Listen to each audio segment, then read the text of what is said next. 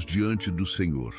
Mas veja, em nenhum momento a Bíblia diz que orar deitado é errado ou desrespeitoso. Pelo contrário, o salmista declara no Salmo 63, em minha cama eu me lembro de ti. Isso mostra que, mesmo deitado, com o corpo exausto, o coração pode estar vivo e entregue nas mãos de Deus. Deus conhece nossas limitações melhor do que ninguém.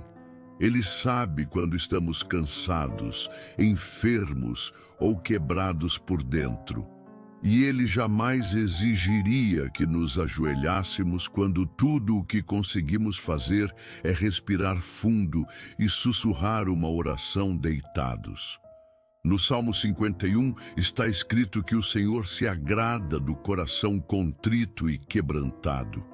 Não é a postura que move o coração de Deus, mas a sinceridade.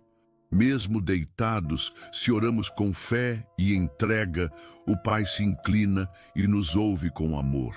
Billy Graham dizia que a oração é como o respirar da alma.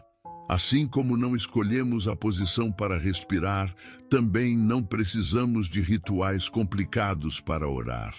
O importante é orar com o coração aberto, buscando a presença de Deus em verdade. Deus não está procurando por formas externas, mas por vidas rendidas. Não é a formalidade que impressiona o céu, é a humildade, é o clamor sincero, é o espírito que reconhece que sem Deus não pode viver, nem mesmo deitado em silêncio. Quantas vezes, nos momentos mais dolorosos da vida, choramos sozinhos, deitados em nossa cama? O travesseiro encharcado de lágrimas é testemunha de orações que não foram ditas com palavras, mas com suspiros. Nesses momentos, você estava orando, mesmo que não percebesse. Jesus disse em João 4 que os verdadeiros adoradores o adoram em espírito e em verdade. Não é sobre posição, mas sobre verdade. Deus nos encontra ali, no silêncio da noite, quando tudo o que temos é um coração em pedaços. No Getsemane, Jesus não se preocupou com a forma, mas com a intensidade da oração. A Bíblia diz que ele se lançou ao chão e orou tão profundamente que suou gotas de sangue. Ali, ele estava entregue por completo. Isso nos ensina que a profundidade da oração não está na posição, mas na entrega. Quando você estiver deitado, sem forças, saiba que o Senhor está próximo. Ele vê sua dor, ouve sua oração e responde com graça. A verdadeira oração nasce da alma, não do corpo. Pense nos que estão doentes, acamados, impossibilitados de se ajoelhar. Será que Deus os ignora por isso? De forma alguma. O nosso Deus é Pai, e Ele escuta cada sussurro que brota da fé. O Salmo 34:18 diz: perto está o Senhor dos que têm o coração quebrantado. Uma oração feita na cama, entre lágrimas e gemidos, tem tanto valor quanto a feita num templo. O céu se comove quando alguém clama com sinceridade. E mesmo deitados, podemos tocar o coração de Deus com nossa fé. A cruz de Cristo também nos ensina sobre oração. O ladrão, preso, condenado, sem poder se mover, fez uma simples oração. Lembra-te de mim, Senhor. Ele não se ajoelhou, não levantou as mãos, não fez longas palavras. E mesmo assim, Jesus respondeu com salvação. Isso prova que Deus responde a orações feitas com sinceridade, em qualquer condição. Não é a forma, mas a fé. Mesmo deitado, quebrado, perdido, se você clamar com fé, o Salvador vai te ouvir e te estender a mão. Orar é se comunicar com Deus. E comunicação verdadeira não precisa de cerimônias, é um relacionamento. E todo relacionamento tem espaço para a espontaneidade, para a verdade. Você não fala com quem ama sempre do mesmo jeito. Às vezes é com palavras doces, outras com lágrimas. Às vezes é com o coração apertado, deitado, sozinho no quarto. Mas é amor. E Deus entende. Ele valoriza mais o que vem do coração do que o que parece bonito por fora. Ele ouve os que o buscam com fé. Imagine um pai ouvindo o filho em plena madrugada. O filho não se levanta, apenas chama. O pai, com amor, se aproxima, escuta, responde. Assim é o nosso Pai Celestial. Ele não precisa de posturas formais para nos escutar. Basta um sussurro, uma intenção verdadeira, um clamor vindo da alma. Mesmo deitado, você pode ser abraçado por Ele. A oração, nesse momento, se transforma em presença, em consolo. E Deus faz morada no coração que o busca, mesmo em silêncio, mesmo cansado. Não se deixe prender por regras humanas. Não pense que Deus está distante só porque você está deitado e cansado. O nosso Deus é aquele que se faz presente nas madrugadas. Ele visita quartos escuros, enche de paz aqueles que oram baixinho com o coração apertado.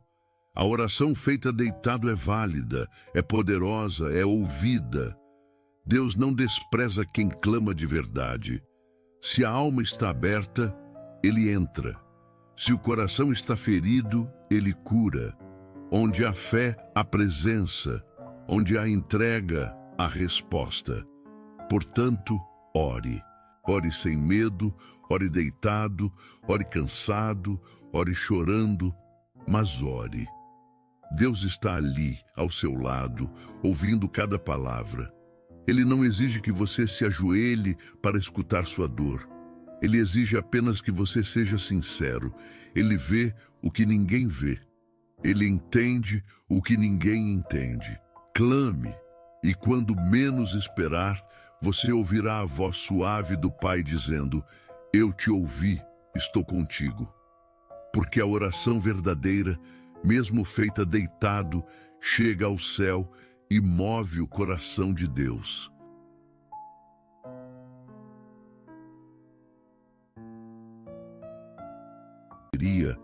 Agradecer é reconhecer que Deus esteve presente.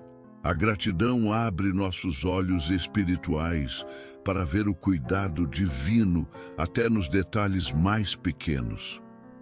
Billy Graham dizia que um coração grato é uma ponte entre o sofrimento e a esperança. Quando dizemos obrigado, escolhemos ver a graça mesmo em meio à dor. Dormir com gratidão é confiar que Deus continua no controle. Agradecer a Deus é mais do que um gesto educado. É um ato de fé. É dizer, mesmo que tudo tenha dado errado, sei que o Senhor esteve comigo. Gratidão cura feridas que palavras humanas não conseguem alcançar. Ela muda a perspectiva, fortalece a alma e acalma o espírito. Quando o coração se enche de gratidão, o medo vai embora. A paz de Deus toma o lugar da ansiedade. Como Billy Graham dizia, um coração agradecido não nega as lutas, mas escolhe honrar aquele que prometeu estar presente nelas. A segunda frase que não pode faltar é: me perdoa, Senhor. Ao final de cada dia, é preciso lembrar que falhamos. Não importa o quanto tentamos, nossas palavras, pensamentos e atitudes nem sempre agradam a Deus. E o perdão não é algo que merecemos, é um presente que recebemos. Deus conhece cada erro, cada queda, cada desvio. Mas mesmo assim, Ele continua estendendo a mão. Billy Graham dizia que o perdão de Deus é como uma chuva que lava o barro do pecado, trazendo frescor e renovação. Pedir perdão antes de dormir É como limpar o coração antes de deitar. É deixar para trás aquilo que não devemos carregar para o amanhã. Um coração arrependido encontra descanso real. Não estamos falando de culpa, mas de graça. Quando você diz, me perdoa, está reconhecendo que precisa de ajuda, que não é autossuficiente.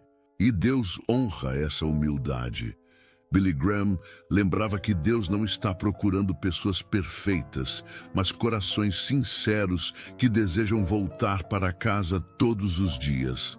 Há uma paz indescritível que vem após o arrependimento. Quando confessamos nossos pecados, algo muda dentro de nós. O peso some, a alma respira. Deus não joga nossos erros na nossa cara.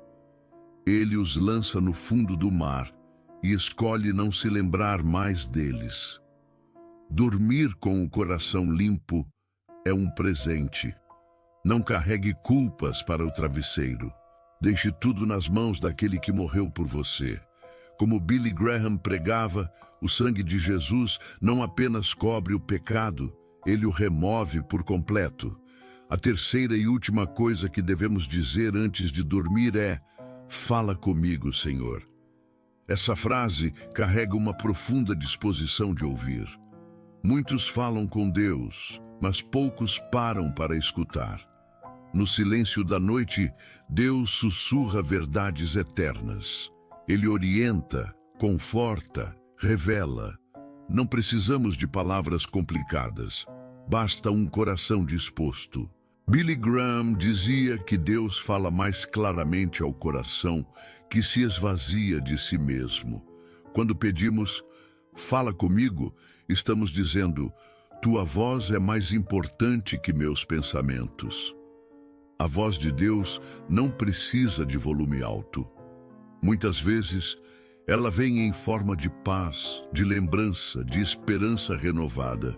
Quando você se deita com a expectativa de ouvir a Deus, algo muda. O sono se torna sagrado. A alma entra em repouso porque sabe que o Senhor está por perto. Billy Graham lembrava que Deus fala no íntimo de nosso espírito, mesmo quando tudo parece em silêncio. Então, antes de fechar os olhos, diga com fé: Senhor, eu quero ouvir o que o Senhor tem para mim. Muita gente vai dormir com medo do amanhã, preocupada com contas, diagnósticos, decisões. Mas quem fala com Deus antes de dormir, entrega tudo no altar. Quando você diz obrigado, me perdoa e fala comigo, está abrindo o coração para o céu agir. É como colocar o corpo para descansar, enquanto Deus continua trabalhando. Billy Graham dizia que a fé verdadeira se mostra nas pequenas horas, nos momentos em que ninguém vê.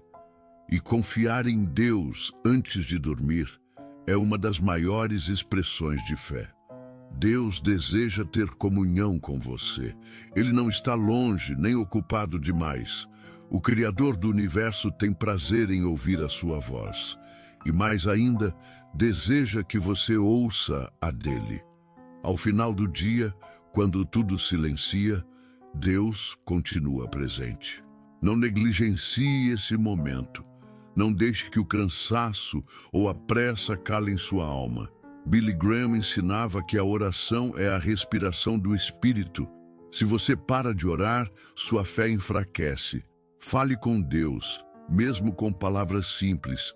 Ele entende. A vida cristã é uma jornada diária.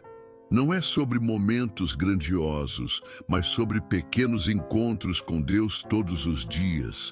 E um desses encontros mais poderosos é antes de dormir. Billy Graham dizia que a paz verdadeira não vem da ausência de problemas, mas da presença constante de Deus. Ao terminar o dia com essas 3 frases, você se entrega completamente. Não importa como foi o dia. Se termina com oração, ele termina no lugar certo, nos braços do Pai. Agora respire fundo, feche os olhos com fé e diga de coração: Obrigado, Senhor. Me perdoa, Senhor. Fala comigo, Senhor.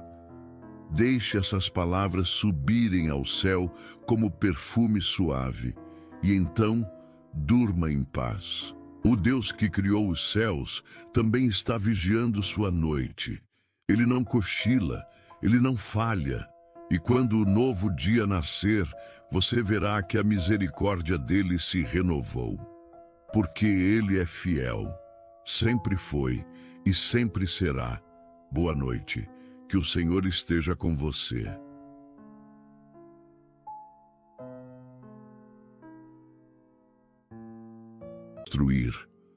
Por que, Senhor, permites que esta pessoa use até mesmo tuas próprias palavras como arma contra mim?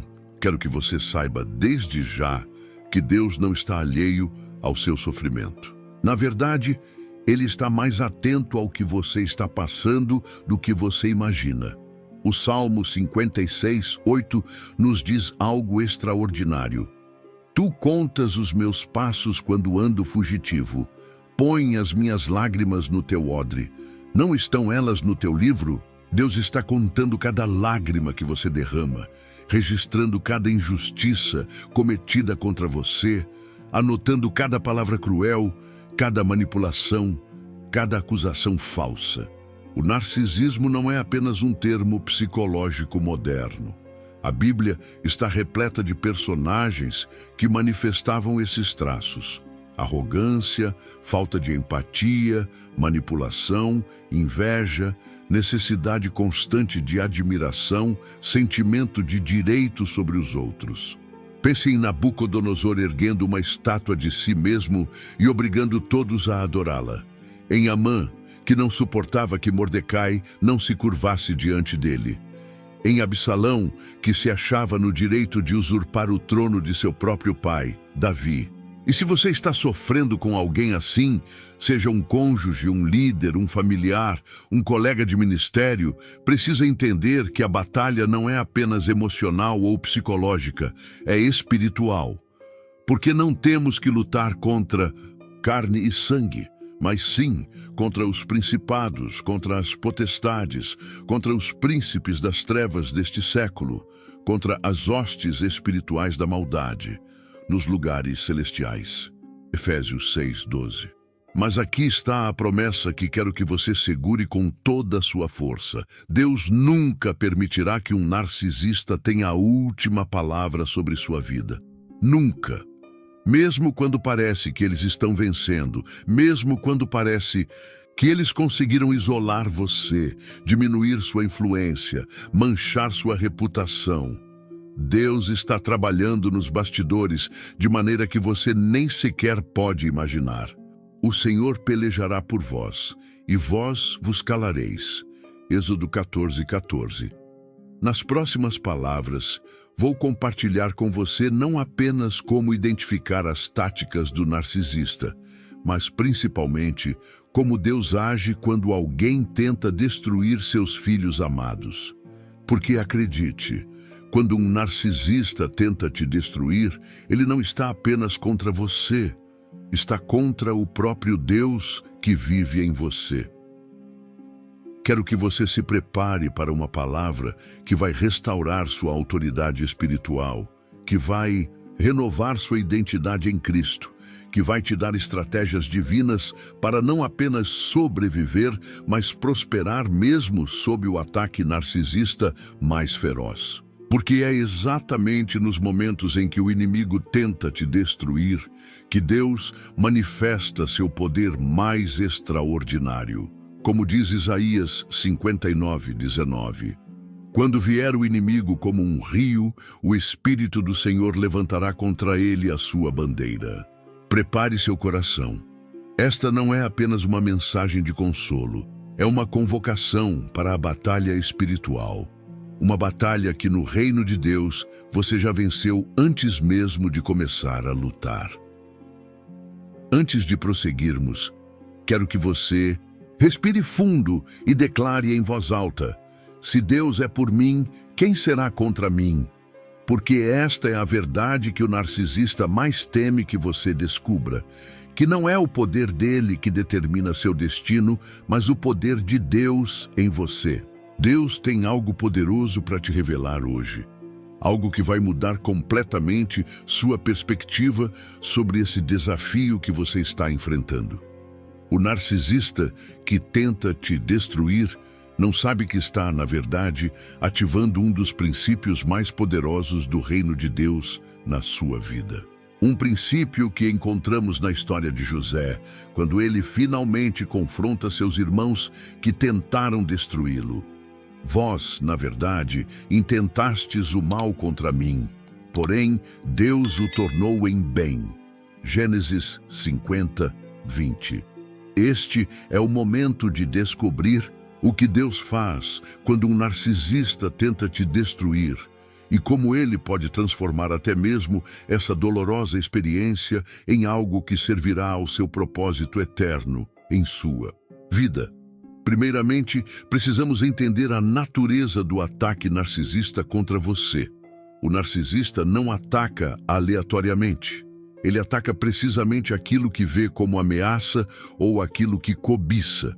Se você está sendo atacada, é porque há algo em você que o narcisista ou teme ou deseja possuir.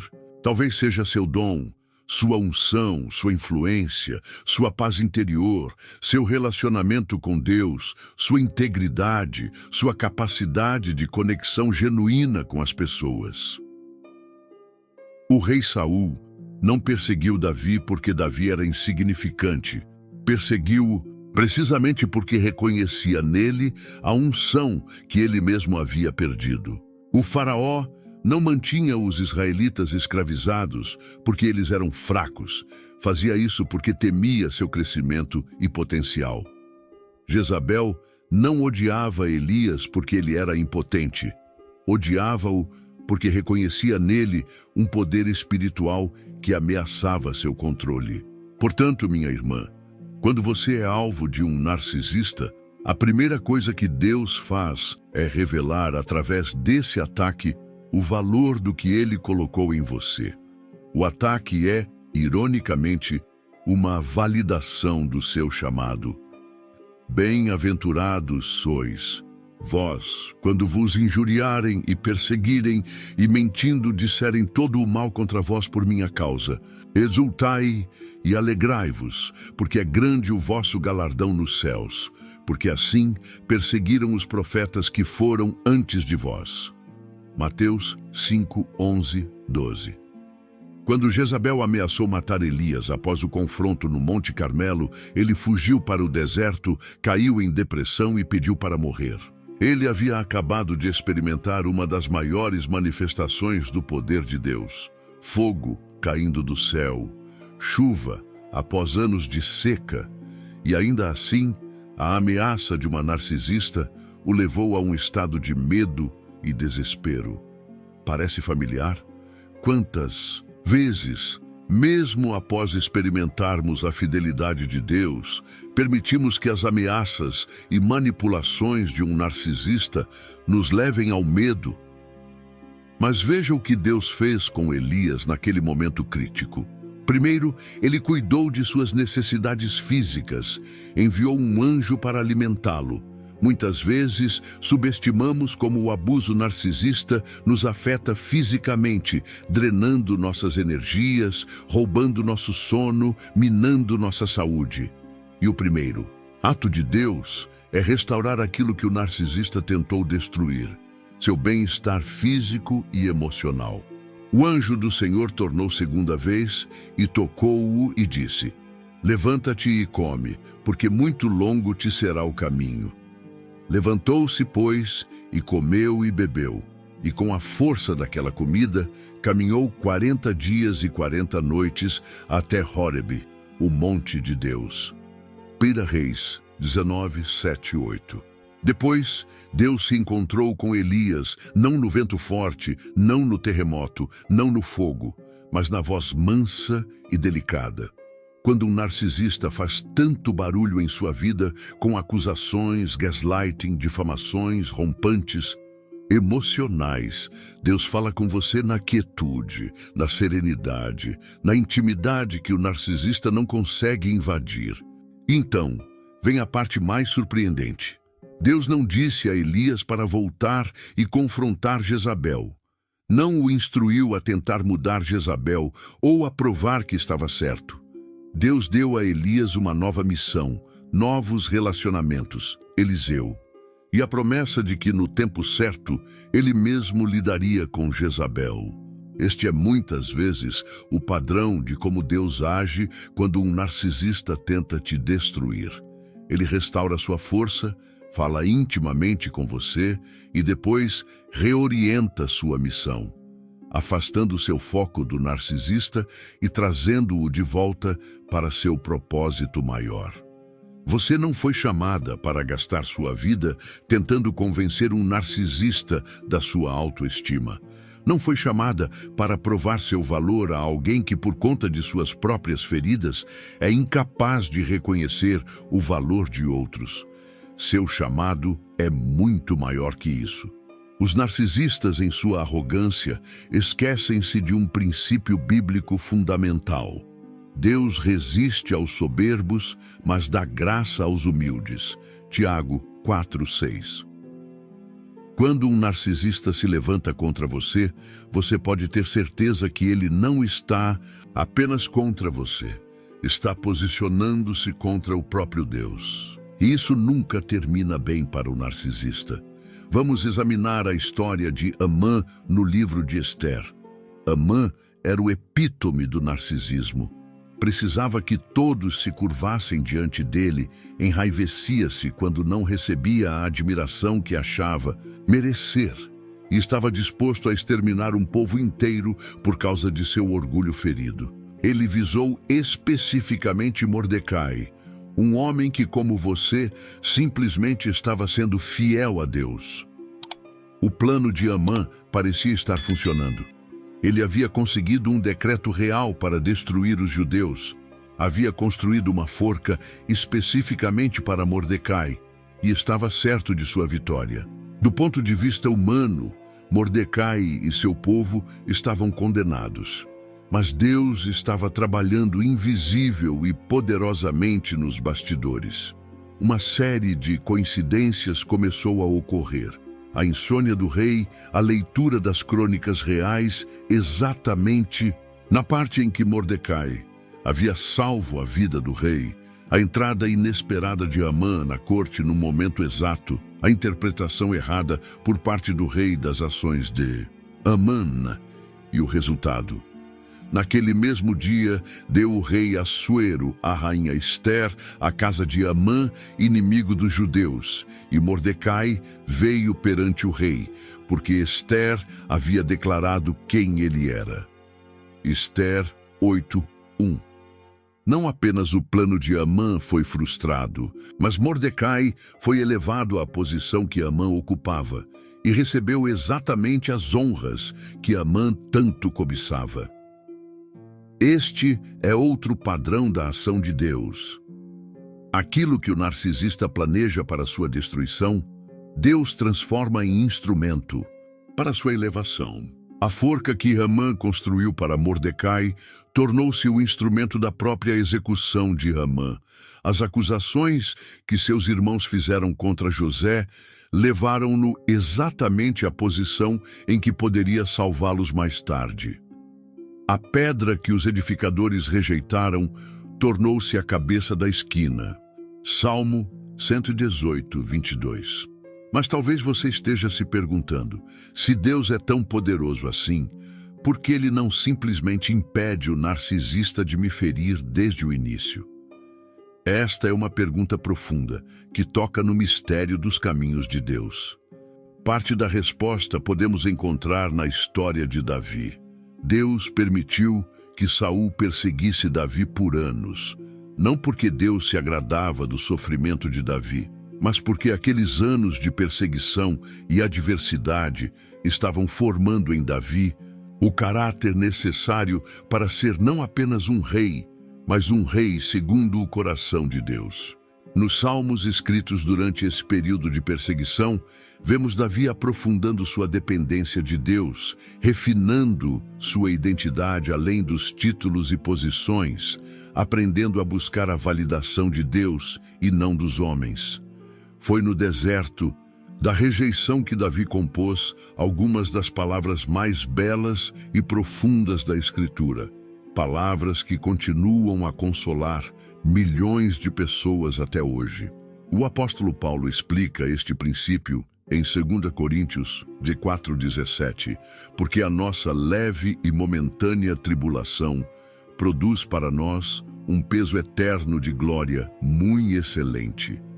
Ou, como José declarou a seus irmãos, vós bem intentastes mal contra mim, porém, Deus o intentou para bem, para fazer como se vê neste dia, para conservar muita gente com vida. Gênesis 50:20. O narcisista que tenta te destruir não percebe que está, na verdade, participando de um plano divino maior. A formação do seu caráter, o aprofundamento da sua dependência de Deus, o refinamento da sua vocação e o preparo para uma missão que, sem esse refinamento pelo fogo, você não estaria pronta para cumprir. Agora, deixe-me ser bem clara. Reconhecer que Deus pode usar até mesmo o abuso narcisista para um propósito maior não significa de forma alguma que Deus aprove ou cause esse abuso. Jesus foi absolutamente claro. Mas qualquer que escandalizar um destes pequeninos que creem em mim, melhor lhe fora que se lhe pendurasse ao pescoço uma mó de azenha e se submergisse na profundeza do mar.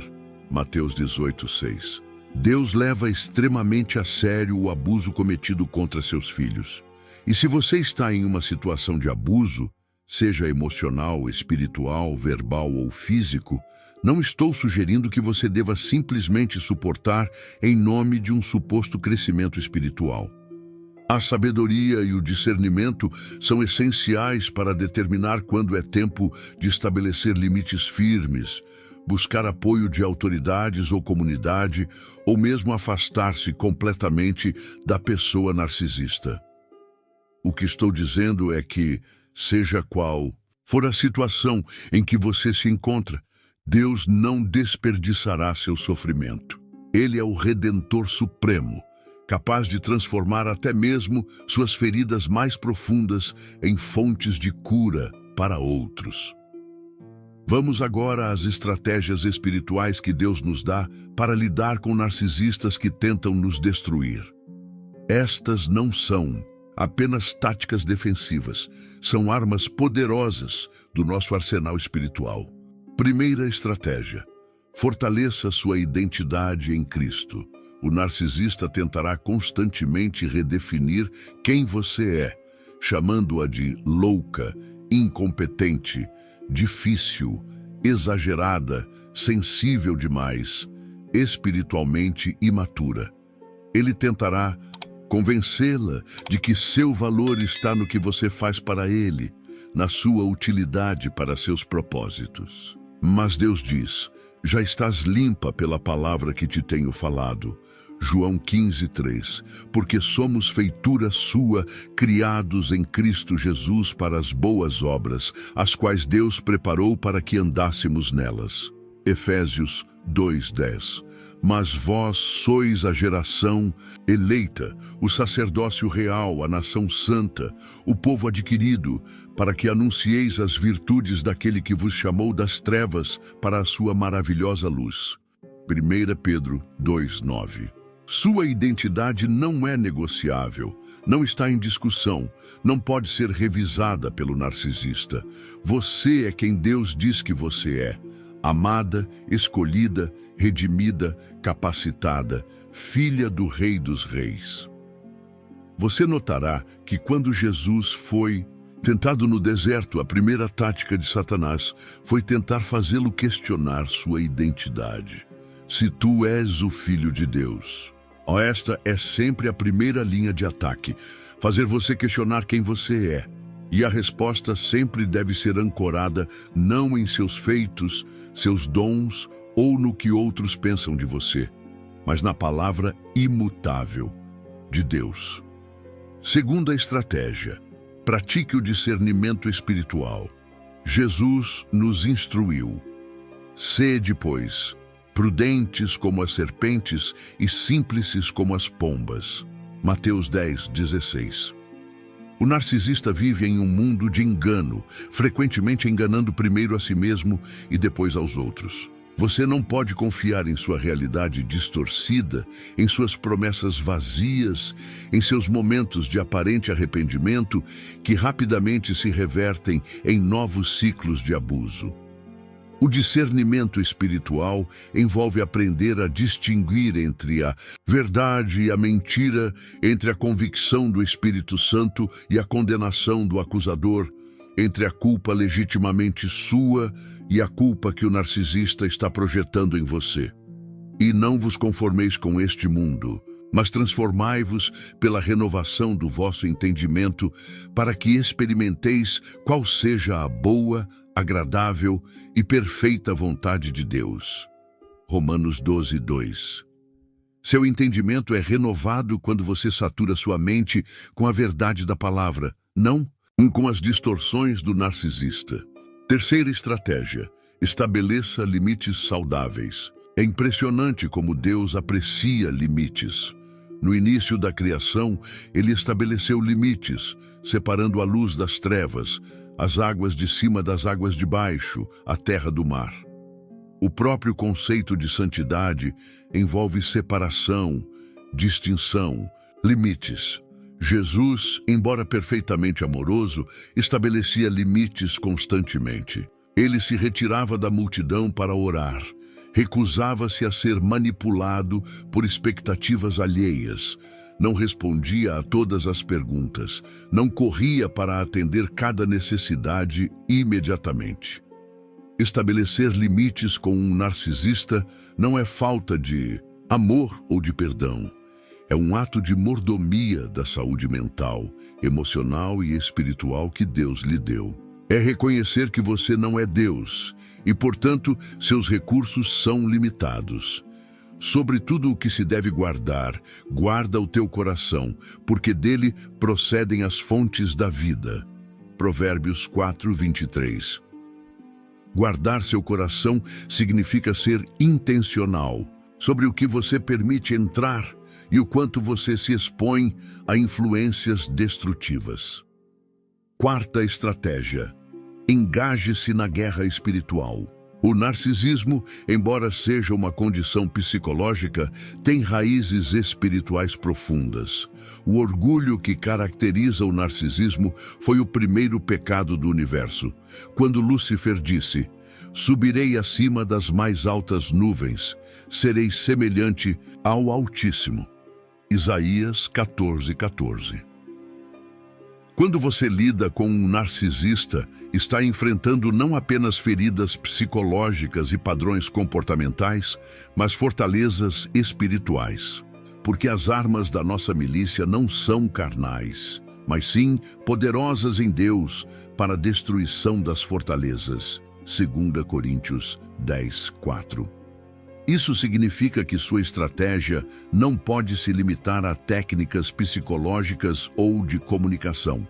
Você precisa orar, jejuar, declarar a palavra, repreender no nome de Jesus, cobrir-se com o sangue de Cristo, vestir toda a armadura de Deus descrita em Efésios 6. Lembre-se: sujeitai-vos, pois, a Deus, resisti ao diabo, e ele fugirá de vós. Tiago 4:7. Note a ordem. Primeiro, sujeição a Deus, depois, resistência ao diabo. Muitas vezes queremos resistir à manipulação e ao abuso, mas sem primeiro estabelecer nossa total dependência e submissão a Deus. E assim, nossa resistência carece de poder. Quinta estratégia: cultive comunidade autêntica. O isolamento é uma das táticas favoritas do narcisista. Ele tentará separar você de qualquer pessoa que possa oferecer uma perspectiva diferente da dele, que possa apoiá-la ou validar sua realidade. Deus, por outro lado, é fundamentalmente relacional, existindo desde a eternidade como Pai, Filho e Espírito Santo em perfeita comunhão. Ele criou a humanidade para relacionamento e estabeleceu a igreja como um corpo, onde nenhum membro deve funcionar isoladamente. Melhor é serem dois do que um, porque se um cair, o outro levanta o seu companheiro. Eclesiastes 4, 9, 10. Confessai as vossas culpas uns aos outros e orai uns pelos outros para que sareis. A oração feita por um justo pode muito em seus efeitos. Tiago 5,16. Você precisa de outras pessoas, pessoas saudáveis, maduras, cheias do Espírito, que possam oferecer perspectiva quando sua realidade está sendo distorcida, que possam orar quando você está fraca demais para orar, que possam te ajudar a discernir a voz de Deus quando tantas vozes conflitantes estão gritando em seus ouvidos. Sexta estratégia: pratique o perdão sem ingenuidade. Jesus foi absolutamente claro quanto à necessidade de perdoar, porque se perdoardes aos homens as suas ofensas, também vosso Pai Celestial vos perdoará a vós. Mateus 6,14. No entanto, perdoar um narcisista não significa voltar ao mesmo padrão de relacionamento. Não significa confiar cegamente a alguém que tem um longo histórico de quebra de confiança. Jesus nos instruiu a ser prudentes como as serpentes. Afinal, o perdão é primariamente entre você e Deus. É você liberando seu direito à vingança, entregando o narcisista à justiça de Deus, escolhendo não ser consumida pelo ressentimento e amargura. Não vos vingueis a vós mesmos, amados, mas dai lugar à ira, porque está escrito: minha é a vingança, eu recompensarei, diz o Senhor. Romanos 12, 19. Sétima estratégia: espere pelo tempo de Deus. Quando você está sofrendo, quer alívio imediato. Quer que Deus intervenha agora mesmo e remova o narcisista da sua vida ou transforme-o miraculosamente. E Deus certamente pode fazer isso. Ele é o Deus do impossível. Mas frequentemente, Deus opera no tempo que mais beneficia seu plano maior. Davi foi ungido rei muito antes de assumir o trono. José teve sonhos proféticos anos antes de ver seu cumprimento. O povo de Israel clamou por séculos antes do Messias chegar. Tudo tem o seu tempo determinado e há tempo para todo o propósito debaixo do céu. Eclesiastes 3:1. Confiar no tempo de Deus não é passividade ou negação, é fé na sua soberania e bondade. Esperei com paciência no Senhor, e Ele se inclinou para mim e ouviu o meu clamor. Tirou-me de um lago horrível, de um charco de lodo, pôs os meus pés sobre uma rocha, firmou os meus passos. E pôs um novo cântico na minha boca, um hino ao nosso Deus. Muitos o verão e temerão e confiarão no Senhor. Salmo 41:3. Oitava estratégia: foque-se na sua missão, não no narcisista. É fácil tornar-se tão consumida pelo abuso narcisista que todo seu tempo, energia e atenção se voltam para tentar entender o narcisista, prever seus movimentos, evitar seus gatilhos, responder às suas acusações, recuperar-se dos seus ataques. Mas Deus tem um chamado para você que é maior que esse relacionamento problemático. O narcisista adoraria pensar que ele é o centro do seu mundo. Não dê esse prazer a ele. Neemias oferece um exemplo poderoso. Quando seus inimigos tentavam distraí-lo, manipulá-lo e ameaçá-lo para impedir a reconstrução dos muros de Jerusalém, sua resposta foi firme. Estou fazendo uma grande obra, de modo que não poderei descer. Por que cessaria esta obra enquanto eu a deixasse e fosse ter convosco? Neemias 6:3. Use este período difícil para clarificar e fortalecer seu chamado. O narcisista não define seu propósito, Deus o faz.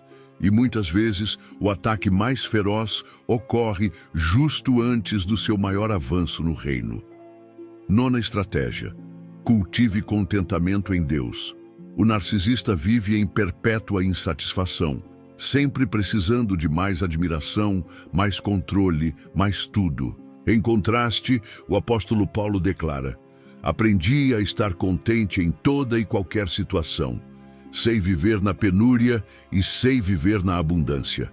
Em toda e qualquer circunstância, aprendi o segredo de estar saciado e de passar fome, de ter abundância e de passar privação. Tudo posso naquele que me fortalece. Filipenses 4:11-13. O contentamento espiritual é uma das maiores proteções contra a manipulação narcisista. Quando você encontra sua satisfação em Deus, não pode ser controlada pela aprovação ou desaprovação do narcisista. Quando você sabe que Deus é sua porção, como diz o Salmo 16:5, tu mantens o meu destino, você não é facilmente abalada por ameaças de abandono ou promessas de recompensa. 10ª estratégia: espere a vindicação de Deus. Quando você é falsamente acusada, quando sua reputação é manchada, quando suas intenções são distorcidas pelo narcisista, é natural querer limpar seu nome, provar sua inocência, convencer os outros da sua versão. Mas observe o exemplo de Jesus. Ele foi oprimido e afligido, mas não abriu a sua boca.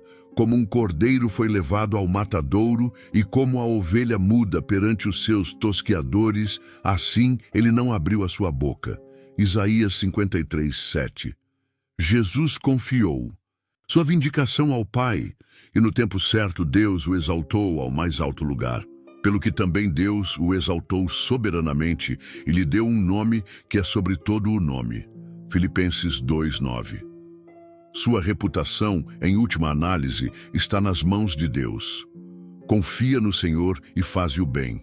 Habitarás na terra e verdadeiramente serás alimentado. Deleita-te também no Senhor e te concederá os desejos do teu coração. Entrega o teu caminho ao Senhor, confia nele e ele tudo fará. E ele fará sobressair a tua justiça como a luz e o teu juízo como o meio-dia. Salmo 37:3-6.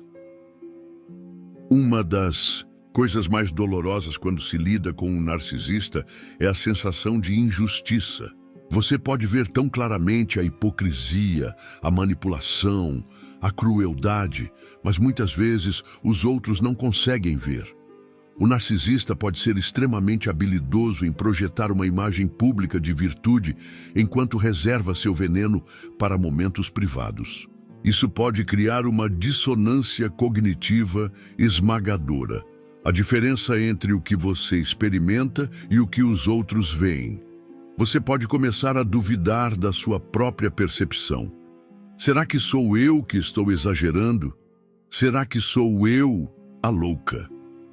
Talvez você já tenha ouvido o termo gaslighting, uma forma particularmente insidiosa de manipulação psicológica, onde o abusador faz a vítima questionar sua própria sanidade, memória ou percepções. O nome vem de uma antiga peça de teatro, onde um homem manipula sua esposa para acreditar que está ficando louca, em parte diminuindo gradualmente as luzes a gás da casa, enquanto insiste que a iluminação permanece a mesma.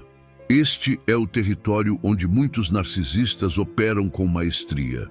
Eles reescrevem a história. Eu nunca disse isso, quando você claramente os ouviu dizer.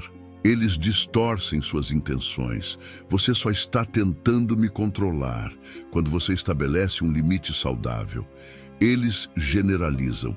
Você sempre exagera quando você expressa legítima mágoa. Mas Deus vê tudo. Nada há encoberto que não venha a ser revelado, nem oculto que não venha a ser conhecido. Mateus 10, 26. Este é tanto um alerta quanto uma promessa.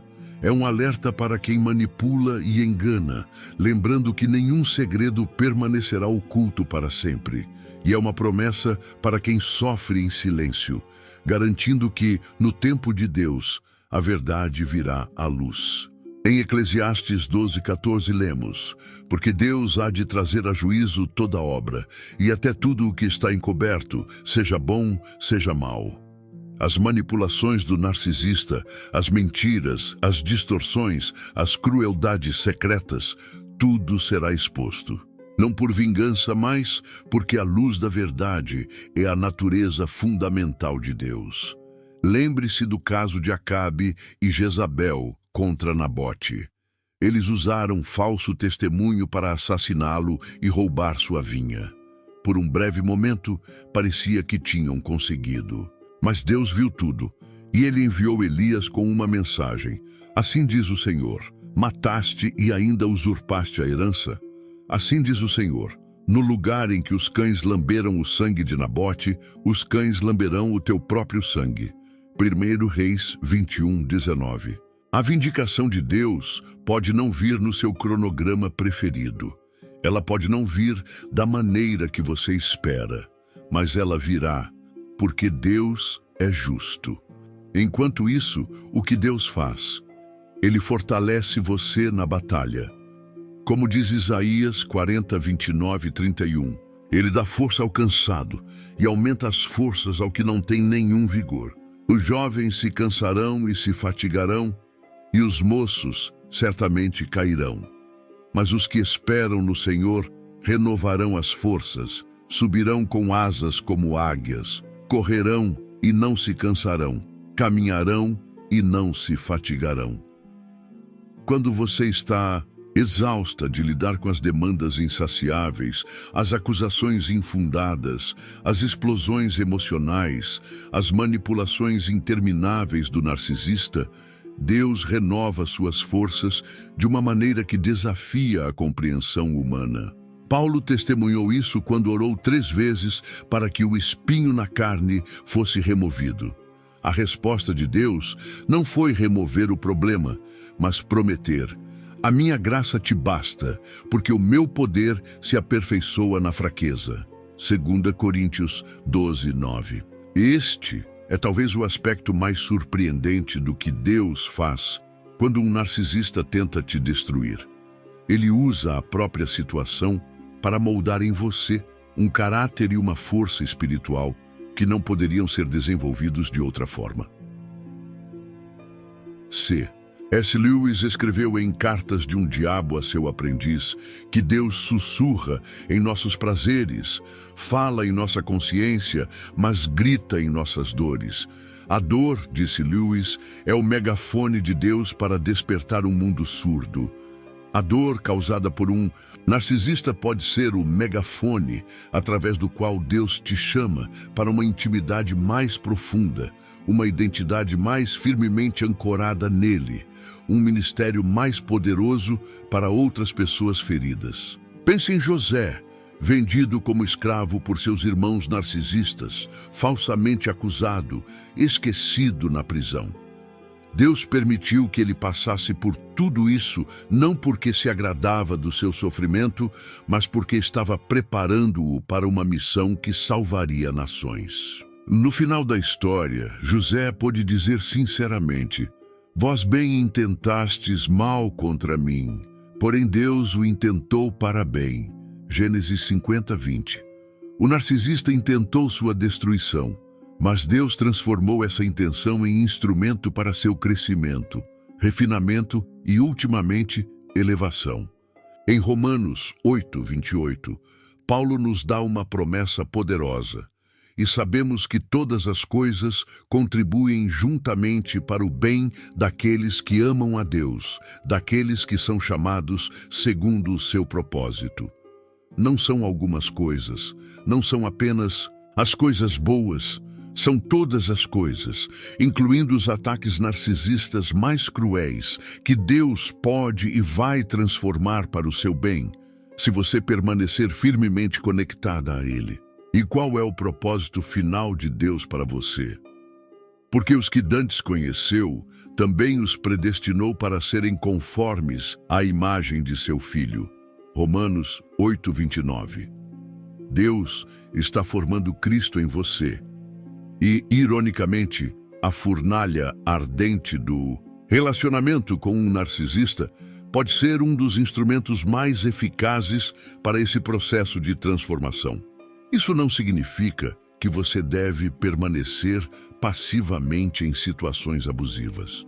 Há momentos em que o amor a si mesma e a responsabilidade pelo seu bem-estar e o de outros, como seus filhos, exigem que você estabeleça limites firmes, se afaste, busque ajuda ou mesmo corte completamente o relacionamento com o narcisista. Mas significa que qualquer que seja a situação em que você se encontra, Deus está trabalhando em você e através de você. Nada está desperdiçado, nenhuma lágrima cai sem ser contada, nenhuma ferida fica sem propósito redentor. Em 1 Pedro 5:10, encontramos uma promessa extraordinária. E o Deus de toda a graça, que em Cristo Jesus vos chamou à sua eterna glória, depois de haverdes padecido um pouco, Ele mesmo vos aperfeiçoará, confirmará, fortificará e fortalecerá. Note a sequência. Depois do sofrimento vem o aperfeiçoamento, a confirmação, a fortificação e o fortalecimento. É como se Deus dissesse: eu permitirei um tempo de prova, mas depois virei com força total para restaurar você em níveis que nem imagina possíveis. Estamos nos aproximando do fechamento desta mensagem e quero que você leve consigo algumas verdades finais, firmemente ancoradas na palavra de Deus. Primeira verdade: o narcisista não é seu juiz. Só existe um juiz legítimo do universo, e não é o narcisista em sua vida. Há um só legislador e um só juiz que pode salvar e destruir. Tu, porém, quem és, que julgas a outrem? Tiago 4:12. Não importa quantas acusações o narcisista lance contra você, quantos veredictos ele pronuncie sobre seu caráter, suas intenções, suas capacidades, seu chamado, ele não tem autoridade espiritual para definir quem você é. Essa autoridade pertence exclusivamente a Deus. Portanto, agora, nenhuma condenação há para os que estão em Cristo Jesus, que não andam segundo a carne, mas segundo o Espírito. Romanos 8:1. A condenação do narcisista não tem poder sobre você quando você está firmemente estabelecida em sua identidade em Cristo. Segunda verdade: Deus vê tudo e a justiça dele prevalecerá. Você pode se sentir invisível, não ouvida, incompreendida, mas Deus vê cada detalhe do que está acontecendo. Os olhos do Senhor estão em todo lugar, contemplando os maus e os bons. Provérbios 15:3. E não há criatura alguma encoberta diante dele. Antes, todas as coisas estão nuas e patentes aos olhos daquele com quem temos de tratar. Hebreus 4:13. As manipulações do narcisista podem enganar outros, podem até mesmo temporariamente confundir você, mas nunca enganam a Deus. E a palavra nos assegura: não erreis, Deus não se deixa escarnecer, porque tudo o que o homem semear, isso também ceifará. Gálatas 6:7. Terceira verdade: você crescerá através deste desafio. A promessa de Deus não é apenas de sobrevivência, é de transformação. E não só isto, mas também nos gloriamos nas tribulações, sabendo que a tribulação produz a paciência, e a paciência a experiência, e a experiência a esperança. Romanos 5:3-4. O ataque narcisista não terá a última palavra sobre sua vida. O que o inimigo planejou para sua destruição, Deus usará para sua construção. O fogo destinado a consumir você será transformado no fogo que purifica. fortifica e prepara. Quarta verdade: você não está sozinha nesta batalha. Você tem o próprio Deus lutando por você. O Senhor pelejará por vós e vós vos calareis. Êxodo 14:14. Não temas, porque eu sou contigo. Não te assombres, porque eu sou teu Deus. Eu te fortaleço e te ajudo e te sustento com a destra da minha justiça. Isaías 41:10. E você não está sozinha humanamente também. Há outros que entenderam a natureza do abuso narcisista, que viveram experiências semelhantes, que podem oferecer sabedoria, conforto e direção. Busque essa comunidade. Seja essa comunidade para outros que estão passando pelo que você já passou. Chegou o momento de orarmos juntas. Vou guiá-la em uma oração de libertação, restauração e comissionamento. Sinta-se à vontade para repetir estas palavras em seu coração ou em voz alta. Pai Celestial, venho diante de Ti reconhecendo que estou ferida, confusa e muitas vezes esgotada pela batalha contra o narcisismo em minha vida. Talvez eu tenha questionado Teu amor, Teu cuidado, Tua justiça enquanto suportava manipulação, gaslighting, abuso emocional ou espiritual, desvalorização e rejeição. Hoje, escolho olhar além do narcisista para Ti, o verdadeiro juiz, o verdadeiro pai, o verdadeiro pastor da minha alma. Rejeito cada mentira que foi falada sobre mim. Rejeito a falsa culpa que me foi imposta. Rejeito as falsas expectativas que me foram colocadas. Escolho perdoar. Não porque o que foi feito é aceitável, mas porque não quero carregar o peso do ressentimento. Entrego o narcisista em Tuas mãos, confiando que Tua justiça prevalecerá. Peço pela cura das feridas do meu coração. Peço pela restauração da minha identidade. Peço pela renovação da minha mente para que eu possa discernir a verdade da mentira, a manipulação da comunicação genuína, o abuso do amor verdadeiro. Declaro que o narcisista não define quem eu sou. Tu defines quem eu sou. Sou amada, sou escolhida, sou capacitada, sou chamada para um propósito que transcende este relacionamento doloroso. Quando o inimigo vier como uma inundação, levantarás bandeira contra ele. Faço esta declaração de fé. Aquilo que foi planejado para me destruir, Tu usarás para me fortalecer. Onde houve morte, trarás vida. Onde houve confusão, trarás clareza. Onde houve escuridão, trarás luz. Recebo Tua comissão para usar minhas próprias feridas como fonte de cura para outros. Através da minha experiência, poderei estender a mão àqueles que estão onde eu estive, oferecendo a esperança e a sabedoria que recebi de Ti. O Senhor é o meu pastor, nada me faltará. Ainda que eu ande pelo vale da sombra da morte, não temerei mal algum, porque Tu estás comigo, a Tua vara e o Teu cajado me consolam. Preparas uma mesa perante mim na presença dos meus inimigos. Unges a minha cabeça com óleo, o meu cálice o transborda. Salmo 23. Esta é a minha confiança, que o narcisista não terá a última palavra sobre minha vida. Tu terás, e Tua palavra sobre mim é vida, propósito, restauração e poder. Em nome de Jesus, amém. Minha querida irmã, o Senhor te abençoe e te guarde.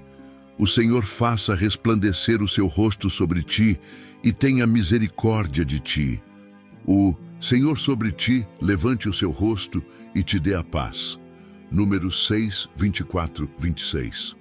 Saiba que os anjos do Senhor acampam-se ao redor dos que o temem e os livram. Salmo 34, 7. E lembre-se sempre, e nisto temos confiança, que se pedirmos alguma coisa, segundo a sua vontade, Ele nos ouve. E se sabemos que nos ouve em tudo o que pedimos, sabemos que alcançamos as petições que lhe fizemos. 1 João 5, 14 e 15. Você sobreviverá a isso. Você crescerá através disso. Você triunfará sobre isso. Não porque você é forte por si mesma, mas porque você serve a um Deus que especializa em transformar cruzes em coroas, feridas em sabedoria, cicatrizes em testemunhos. Aquele que é poderoso para fazer tudo muito mais abundantemente, além daquilo que pedimos ou pensamos, segundo o poder que em nós opera, a esse glória na Igreja, por Jesus Cristo, em todas as gerações, para todo o sempre. Amém. Efésios 3, 20, 21.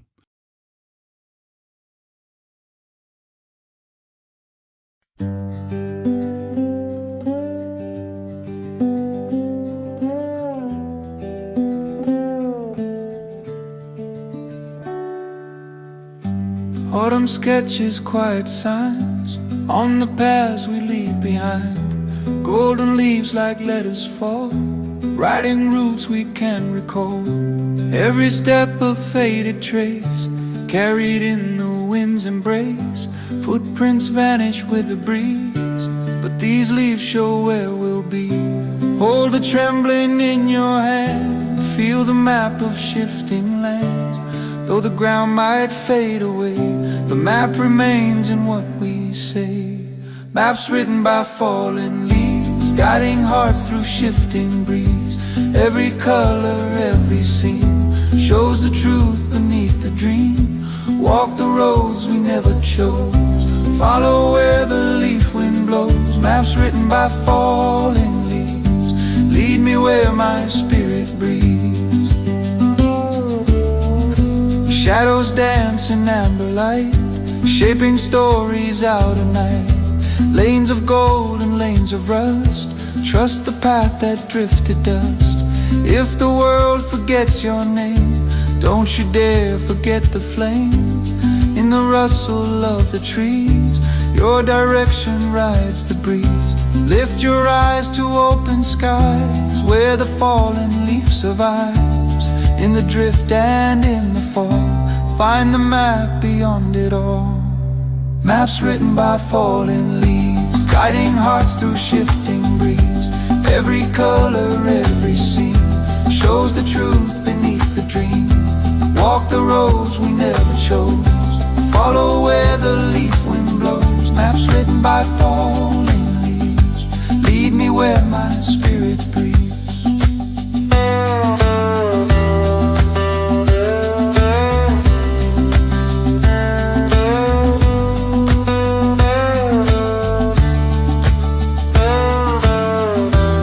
When the storms erase the lines, when the days become unkind, I'll listen to the rustling trees, let them draw the paths I need. No direction carved in stone, only wings of winds we've thrown. I'll wander with a heart that grieves, yet guided by those fallen leaves. Maps written by fallen leaves carry hopes through silent eves. Every bend and every turn teaches what we need to learn. Even if the path deceives, I'll believe in what it gives. Maps written by fallen leaves lead me home when hope believes. Oh.